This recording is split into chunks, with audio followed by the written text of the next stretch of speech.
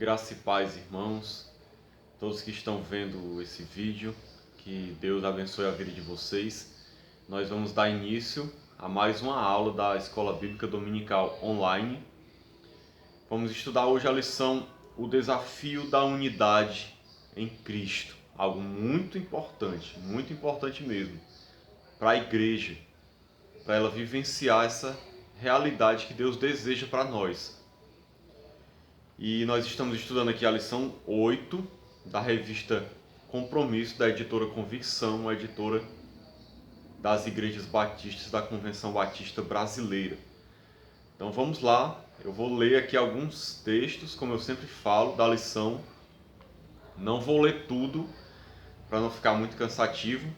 Aconselho os irmãos que leiam o livro de Efésios, capítulo 4, e leiam a lição, para poder já compreenderem o assunto e quando forem ver a aula já ter uma noção bem melhor do que vai ser falado. Amém?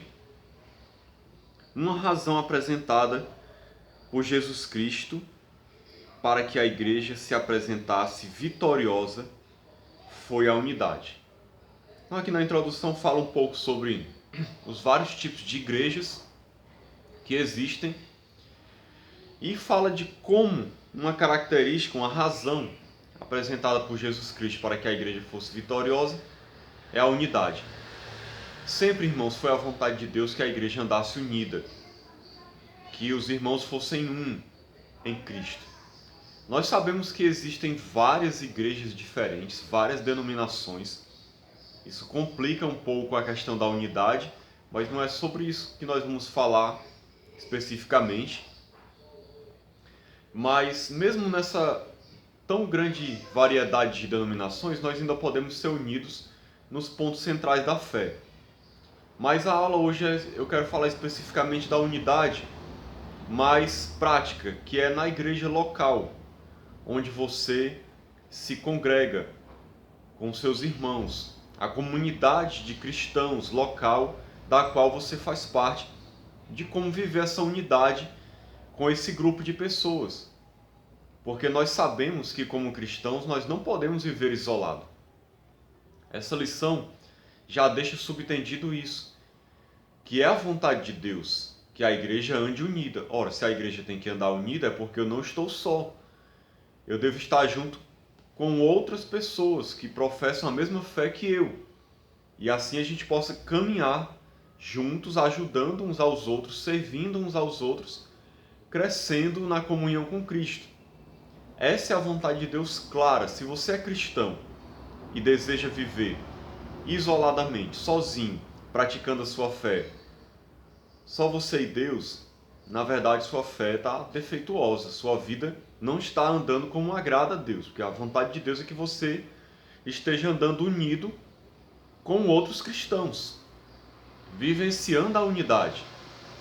No ponto 1 aqui nós vamos falar: o desafio da unidade está no fato de um andar digno. Efésios 4:1 diz assim: portanto eu, prisioneiro no Senhor, peço-vos que andeis de modo digno para o chamado que recebestes. Atente para o que Paulo diz. Peço para que andeis de modo digno. O que significa andar de modo digno? Andar de modo digno se refere a você viver, certo? O andar aqui é viver. Uma maneira de viver, o jeito de que você leva a sua vida. E andar de modo digno. O que é digno? É você estar à altura de algo, no nível de algo. É você estar equiparado com o que determinada situação exige de você. Se, por exemplo, eu sou um profissional da parte de engenharia, eu tenho que ser um engenheiro digno da vocação que eu estou exercendo, ou seja, eu tenho que realmente exercer o meu trabalho de uma maneira que esteja adequada ao que o mercado exige. Então, se eu sou cristão, eu tenho que viver de uma maneira adequada, equiparada, no nível que Deus exige de um verdadeiro cristão. de alguém que é de Deus. Isso é um andar digno, é viver de uma maneira digna, adequada, equivalente com aquilo que você professa. Muitos que se dizem cristãos, infelizmente, não vivem isso. Vivem de uma maneira indigna, trazendo vergonha para o Evangelho, para a igreja, dando mau testemunho, servindo de motivo de escândalo para que as pessoas fiquem chocadas com a vida dele e não queiram vir para a igreja.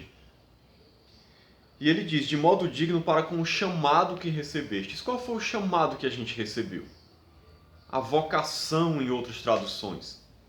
É o chamado para ser filho de Deus. É o chamado para ser santo. É o chamado para ser uma nova criatura. Para andar com Deus, para ser um discípulo de Cristo verdadeiro. Vamos ler aqui a lição. É buscar a unidade de vida. É a dignidade em nosso viver. Esta vida depende de nossas escolhas. Nossas escolhas revelam o nosso caráter. Aqui, irmãos, ele está falando primeiramente da unidade de vida. Ou seja, a unidade na sua maneira de viver, e é uma unidade com Cristo. Porque a unidade com o corpo de Cristo, ela não é possível se você não tiver em unidade, primeiramente, com aquele que é a cabeça do corpo, que é Cristo. Então você tem que estar em unidade com Ele, andando com Ele, primeiramente, andando de uma maneira digna, para que assim depois você possa viver a unidade com os irmãos. E como diz aqui, dignidade em nosso viver depende de nossas escolhas revelam o nosso caráter. O que você está escolhendo? Como é que você está vivendo? Quais são suas atitudes na vida? Essas atitudes, a maneira como você vive, revela quem você é. Não o que você vive na frente dos outros, mas principalmente o que você vive quando ninguém está com você. Quando só está você e Deus. É isso que mostra o teu verdadeiro caráter. Quem você é em Cristo. Se você está andando com Cristo de uma maneira digna, em unidade com Ele, ou não. As qualidades morais, a imagem moral de Cristo em nós, são aqueles poderes que irão preservar a unidade em Cristo. Então é isso, nós temos que viver com Cristo, para que possamos viver verdadeiramente unidos com Ele, tendo essas qualidades morais, andando como um verdadeiro cristão. Ponto 2. O desafio da unidade está na compreensão de que ela pode ser vivida em meio à diversidade. Efésios 4:11. Esse ponto é muito importante. Unidade em meio à diversidade. E ele designou uns como apóstolos, outros como profetas, outros como evangelistas e ainda outros como pastores e mestres. Efésios 4:11. Foi Deus quem fez isso. Designou cada pessoa para uma função no corpo de Cristo. É sobre isso que Paulo está falando. Cada pessoa tem uma função. Cada pessoa recebe um dom diferente. Uns têm dom para ensinar, outros têm dons para louvar, outros têm dom para liderança, outros têm dom para cuidar de crianças, outros têm vocação para ser missionário. Vários tipos de dons e talentos e funções no corpo de Cristo, diferentes, que Deus dá para cada pessoa. O Senhor distribui dons, habilidades, interesses diferentes, conforme Ele quer. E em muitas situações aperfeiçoando as habilidades naturais. No caso, os talentos que também são dádivas do Senhor na criação. É na adversidade que o Espírito Santo trabalha, promovendo a edificação da igreja. Muito importante a gente compreender isso, irmãos. O Espírito Santo trabalha na diversidade, promovendo a edificação da igreja. A unidade não é todo mundo ser igual. Nós somos diferentes, temos dons e talentos diferentes, vocações diferentes. Deus trabalha com isso, com essa diversidade, para promover a edificação da igreja. A diversidade existe exatamente para que se viva a unidade. Veja que coisa interessante, irmãos. Se todos nós fôssemos iguais, tivéssemos os mesmos dons, a igreja não seria unida e não seria edificada da maneira que Deus deseja, nem alcançaria o propósito que Deus tem para ela. Já pensou se todo mundo na igreja tivesse o mesmo dom de, por exemplo, louvar ou ensinar, e todo mundo só soubesse fazer isso? Quem é que ia fazer as outras coisas? Como é que a igreja ia crescer? Como é que a igreja ia ser edificada? Então a vontade de Deus é que haja diversidade. E que mesmo nessa diversidade, nós vivamos em comunhão, em união, unidade, para promover a edificação. A edificação promovida pela diversidade é muito maior. Porque se nós estamos numa igreja onde diversas habilidades são manifestadas, o corpo de Cristo vai crescer muito mais. Aquela comunidade vai ser muito melhor. Todas as pessoas vivendo o seu chamado, glorificando a Cristo e vivendo em comunhão, em harmonia. A vontade de Deus, como Paulo ensina aqui, é que assim como um corpo que tem muitos membros, ele vive em harmonia. Todos os membros cooperam para o bem-estar do corpo, para que o corpo exerça as suas funções. Todos os órgãos, membros, partes do corpo, trabalhando em conjunto, em harmonia, para promover um todo, que vai exercer uma função específica. No caso do nosso corpo físico, é a função de viver, de trabalhar, de fazer as coisas, as atividades do dia a dia. Se uma parte desse corpo der problema, todo o corpo fica com dificuldade. Isso mostra a importância de cada membro, de cada pessoa no corpo de Cristo. O desafio da unidade tem como exemplo a estatura de Cristo. Efésios 4:13. Até que todos cheguemos à unidade da fé e do pleno conhecimento do Filho de Deus, ao estado de homem feito, à medida da estatura da plenitude de Cristo. Essa é a vontade de Deus, que cheguemos à unidade da fé, do pleno conhecimento do Filho de Deus, à estatura da plenitude de Cristo. O que Paulo está falando aqui? De maturidade, crescimento espiritual, tanto individualmente cada pessoa, como o corpo, a igreja, crescer para que Deus, Cristo, se manifeste através da igreja. Essa é a vontade de Deus. Essa maturidade se evidencia no pleno conhecimento de Jesus, não em coisas inúteis e sem valor. Então a maturidade aqui, conhecimento de Jesus, comunhão com Ele, viver com Ele, viver como Ele viveu, pensar seus pensamentos, sentir como Ele sente, conhecê-lo, comunhão profunda com Cristo. Essa é a maturidade que fala aqui. Não maturidade de conhecer os entretenimentos, as coisas inúteis desse mundo. Não é esse tipo de sabedoria humana, conhecimento humano, experiências humanas. E é para atender as expectativas de Jesus, não as nossas. Nós temos que crescer para atender as expectativas dele. Não aquilo que a gente espera, mas que a igreja se torne aquilo que ele deseja. O ideal do ensino de Paulo não é para alguns, mas para todos. Esta maturidade traz ânimo e vigor no corpo, na vida do crente. Então a vontade de Deus é que essa unidade seja de todos na igreja, para que possamos crescer em maturidade e o corpo de Cristo seja edificado e o seu nome seja glorificado no meio da igreja, todos participando em unidade, contribuindo para o crescimento da igreja e crescendo também.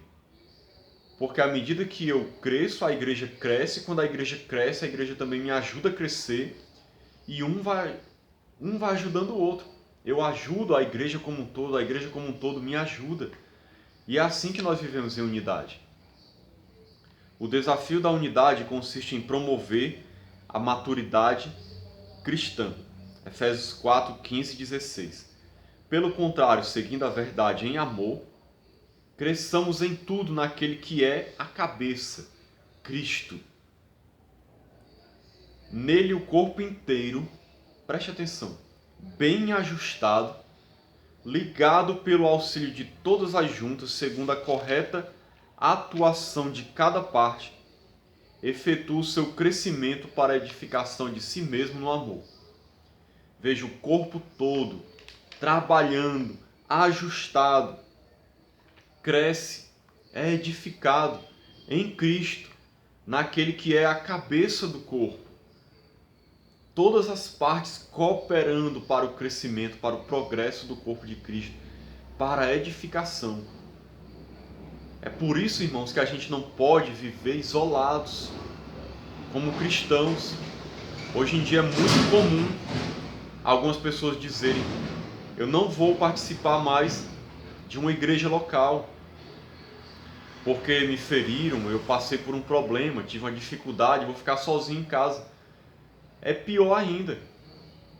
É melhor você tentar se ajustar a um corpo local de irmãos e tentar crescer junto com eles, ajudá-los e ser ajudados. Eu sei que nós temos problemas, temos dificuldades, existem pessoas difíceis de se lidar, existem situações complicadas, mas nós precisamos tentar reverter e superar essas dificuldades, esses problemas e crescer em unidade, viver em comunhão com os irmãos. Nós não podemos viver isolados. O corpo precisa estar bem ajustado. O corpo que não está bem ajustado, funcionando certinho, não tem vigor e ânimo. Ou seja, se o corpo não está funcionando bem, não está bem ajustado, não tem vigor e ânimo. Isso serve para o corpo físico e para o corpo espiritual também, que é a igreja. Se o meu corpo tiver algumas coisas que não estão funcionando bem, eu perco o vigor, o ânimo, eu fico doente, eu fico debilitado. Da mesma maneira a igreja, se não tiver tudo funcionando bem, se tiverem pessoas doentes na igreja, pessoas que estão fracas, e sempre tem, né, geralmente, e pessoas que não estão fazendo a sua parte, tudo isso dificulta para o crescimento do corpo de Cristo, para o amadurecimento da igreja como um todo. Por isso que nós temos que tentar tratar essas questões, tratar essas pessoas que estão com problemas, que estão fracas, que estão debilitadas, precisando de ajuda. Quando nos propomos a conhecer, valorizar, divulgar e usar os ensinos de Jesus, a unidade é conquistada e preservada. Unidade é o avanço para a maturidade. Então veja que a gente tem que se propor a viver os ensinos de Jesus, para poder viver essa unidade. Viver os ensinos de Jesus é fundamental para que a gente possa alcançar a maturidade, avançar para ela. Nós precisamos estar firmados em Cristo. E estar firmados em Cristo, como a gente viu até no início, andando de uma maneira digna, é viver os seus ensinamentos, praticar a sua palavra, conhecer a palavra e viver ela na sua vida. Isso é muito importante, irmãos, porque assim eu cresço e eu ajudo o corpo a crescer. Uma igreja que não vive nos ensinos de Jesus não pode alcançar a maturidade. Vai ser sempre uma igreja infantil, vivendo como meninos, imaturos. Precisamos assumir um compromisso sério com as nossas doutrinas, que representam os ensinos do Senhor. Precisamos estar advertidos contra os que ensinam doutrinas que não se fundamentam na fé. Temos que ter muito cuidado, porque para alcançar uma unidade e assim crescer como igreja e ter maturidade, nós precisamos preservar os ensinos de Cristo. Temos que ter cuidado com os falsos ensinos, com as pessoas que adentram ao meio da igreja para ensinar coisas erradas, para perverter os irmãos, para levar as pessoas para longe dos ensinamentos de Cristo, para ensinar heresias ou para ensinar coisas que levam as pessoas a viver no pecado, a negligenciar as coisas de Deus. Nós temos que ter cuidado com isso, irmãos, porque isso promove discórdia, promove ruína, destruição. Isso impede a unidade, impede o crescimento da igreja. Tem que ser uma unidade firmada nos ensinos de Jesus. Nós não podemos negociar a palavra de Deus. Nós não podemos abrir mão da verdade em detrimento de querer ter mais pessoas dentro da igreja, querer que tenha mais pessoas e que elas se sintam bem, e assim abrir mão da verdade. Não mais pregar a verdade, nem lutar pelo Evangelho, pelas coisas corretas, coisas de Deus. Não podemos ser assim. Basta alguém afirmar que crê em Cristo para logo nos irmanarmos com Ele e não nos preocupamos em saber qual é a sua doutrina. Isso tem resultado em sérios compromissos. Então, às vezes acontece isso na igreja. Basta alguém chegar e dizer que é irmão em Cristo, que a gente já fica em comunhão com Ele, sem procurar saber qual é a sua doutrina. Muitas vezes já colocamos a pessoa para trabalhar, não sabemos nem quem ela é, não sabemos nem no que ela crê. E aí a pessoa às vezes começa a causar problemas dentro da igreja. Nós temos que ter muito cuidado com isso, mas muito mesmo. Se alguém ensina a doutrina que não esteja fundamentada nos ensinos de Jesus, não edifica a igreja. O desafio da unidade promove ética de vida relacional com Deus e com os homens. Efésios 4,17. E digo isto e testifico no Senhor, para que não andeis como também os outros gentios, na vaidade da sua mente. Então, a unidade promove ética de vida relacional, ou seja, você viver um relacionamento bom e agradável com Deus e com os homens. A unidade tem esse objetivo. Não devemos andar como um homem natural. O crente faz parte do corpo de Cristo, portanto é um novo homem. Então, se eu quero andar em unidade com Deus, com os irmãos, eu não posso andar como um homem natural, pensando como ele, como uma pessoa que não conhece a Cristo, vivendo como ele, tendo as suas atitudes. Eu tenho que ser uma nova criatura, viver como uma nova criatura. Eu tenho que ser diferente desse homem natural e desse homem carnal. Nós não devemos, como diz o versículo 17, não andeis na vaidade do seu sentido ou dos seus pensamentos. E o que é vaidade? Aquilo que é vão, ilusório, também é o desejo moderado de atrair admiração. Aqui significa também vagar ou andar sem alvo, sem esperança. Tem gente que anda na vaidade dos seus pensamentos, ou seja, pensando e vivendo consequentemente coisas vãs, coisas inúteis, coisas que não edificam, coisas que não ajudam na caminhada, coisas que não trazem bem. Nós temos que ter cuidado com isso, para preservar a nossa vida com Cristo, pensar os pensamentos de Deus, viver a palavra de Deus, tirar da nossa vida, da nossa cabeça as coisas inúteis. Não devemos andar com a nossa vida coberta de trevas, como diz o texto no versículo 18, obscurecidos no entendimento. Obscurecidos é coberto de trevas. Tem gente que anda obscurecida no entendimento. A mente está cheia de trevas, cheia de maldade, cheia de coisas ruins. Não devemos andar com a nossa vida alheia à vida de Deus, como diz também no versículo 18, separados da vida de Deus. Quem vive assim, irmãos, é os mundanos. Se nós como cristãos vivemos desse jeito, nós estamos vivendo muito errado. A Bíblia e a oração não pode ser algo estranho para o crente. Tem gente que está dentro da igreja, no corpo de Cristo, teoricamente, e vive separados da vida de Deus. Ou seja, não tem comunhão com Deus. Não conhece Bíblia, não tem vida de oração, não adora, não tem comunhão, não anda com Deus. Muitas pessoas, devido a essa quarentena, eu creio que esse isolamento social por causa dessa pandemia de coronavírus serviu até para isso. Para mostrar para algumas pessoas que elas estavam vivendo assim, separadas de Deus.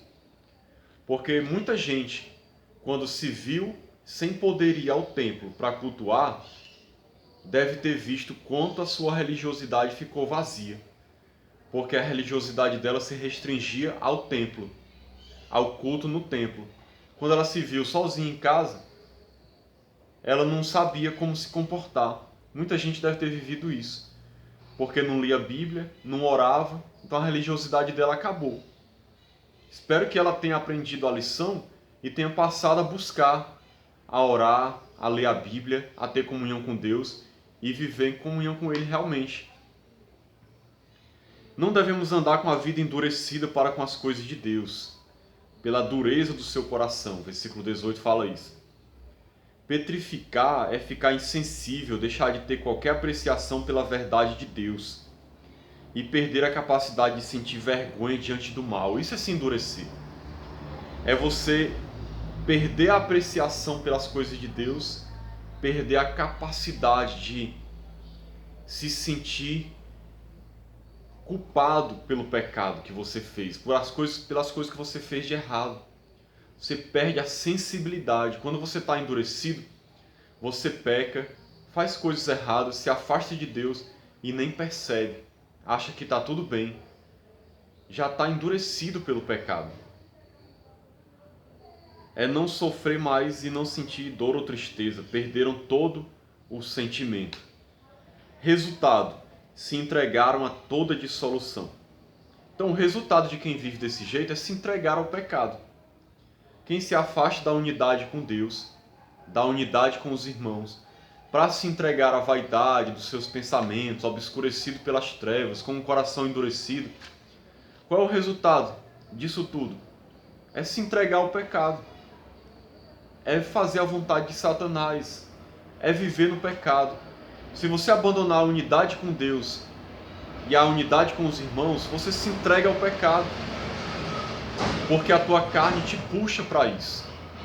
Então nós temos que ter cuidado para preservar a nossa vida em Cristo, em comunhão com Ele e com os irmãos. Para finalizar, unidade realmente é um grande desafio, mas é o distintivo real do crente. O que há de nos identificar como discípulos de Jesus é exatamente o sermos um, assim como Jesus e o Pai. Foi Jesus quem disse isso. Que quando nós fôssemos um, as pessoas realmente reconheceriam a gente como discípulos de Cristo, pelo fato de andarmos em unidade. Lá em João 17, Jesus fala sobre isso. Num mundo que prega o isolamento, a intriga e o ódio, que quer arraigar o ressentimento, arraigar é implantar no coração profundamente o seu ressentimento, o rancor, a igreja surge por ordem divina para viver a diferença de relacionamento numa unidade santa, sábia e coerente. Então a igreja está aí para fazer a diferença, para viver de maneira diferente. Enquanto as pessoas querem viver divididas, intrigadas, cheias de rancor, de mágoa, de ressentimento, de ódio, a igreja está aqui no mundo para fazer a diferença, para viver em amor, para viver em união, em concordância, amando uns aos outros, servindo uns aos outros, ajudando uns aos outros. Infelizmente, nós sabemos que isso às vezes não é vivido como deveria. Infelizmente, temos pessoas no meio das igrejas que causam discórdias, causam desuniões, brigas, intrigas, dissoluções, quer dizer, que são obras da carne. Infelizmente, muitas dessas pessoas nem cristãos são, mas estão no nosso meio causando isso. E às vezes são cristãos imaturos.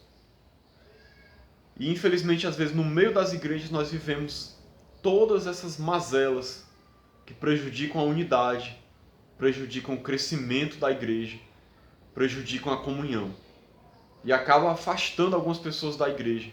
É por isso, irmãos, que nós temos que levar a unidade muito a sério. Para finalizar, eu gostaria de dizer, nós temos que agir como igreja da seguinte maneira: tudo aquilo que acontece que está prejudicando a unidade da igreja tem que ser tratado.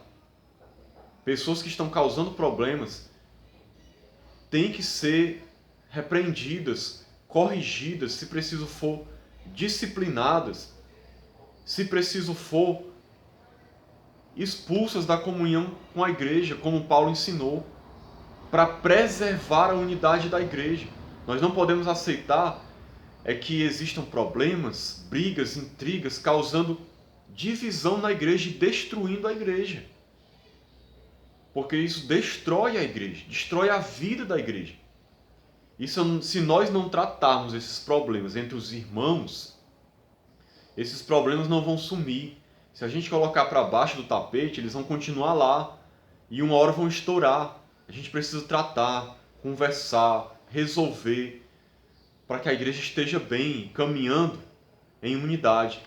Então que Deus nos abençoe, em nome de Jesus. Amém.